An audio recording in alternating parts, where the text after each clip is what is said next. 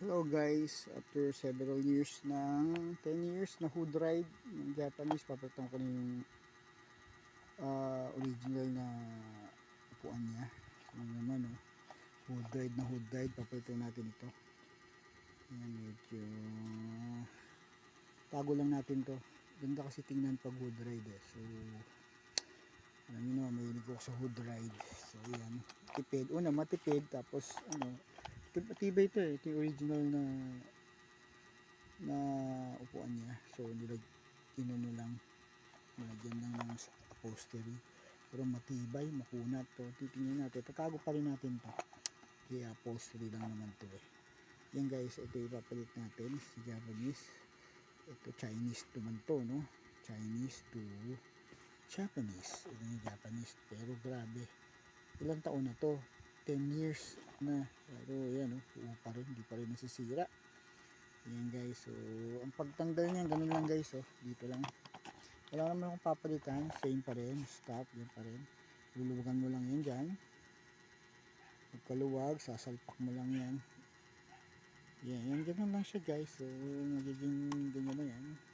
So kakulay naman to ng aking e-bike, I mean ng aking Japanese bike. So makikita natin pag naayos na siya, from hood ride, pwede magiging modern na siya, itsura niya, modern Japanese classic bike. Yan yun lang. So mura lang natin nabili yan. So anyway, tingnan natin, yun, tatanggalin natin nga para makita nyo paano pagtanggal. Yan, niluwagan ko na yan so kinakamay ko na nga lang, kinakamay na lang natin. Di paluwag pala. So yun ang paluwag pa ganoon. So paluwag, ang kagandahan yan madali lang siya palitan guys. Yan, kinakamay ko nga lang kasi nakalak naman dito sa gitna, kaya hindi mo kailangan kalangan, so ayan, hindi na siya palitan. Yan, ganoon lang guys. Yan, natanggalin natin yan. Pag natanggal na natin, ikakabitan natin yung bagong upuan ng e-bike ko. E-bike ko ng e-bike ng aking Japanese bike.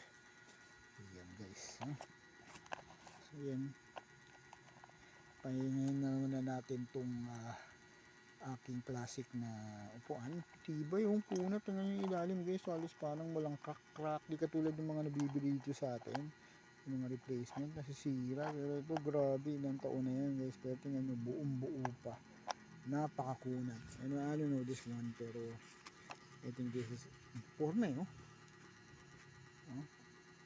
so yan papalit natin dyan.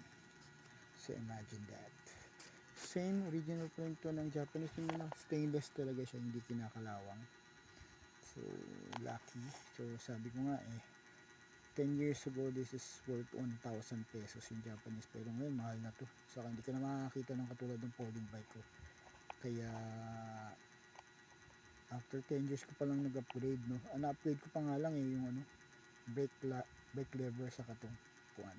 Anyway, gusto ko kasi itsura niya, tsaka yung nilagyan ko ng lumang lagayan. Okay guys, hanggang dito na lang guys, pakita ko na lang pag nabuo na yung bike. Alright, thank you.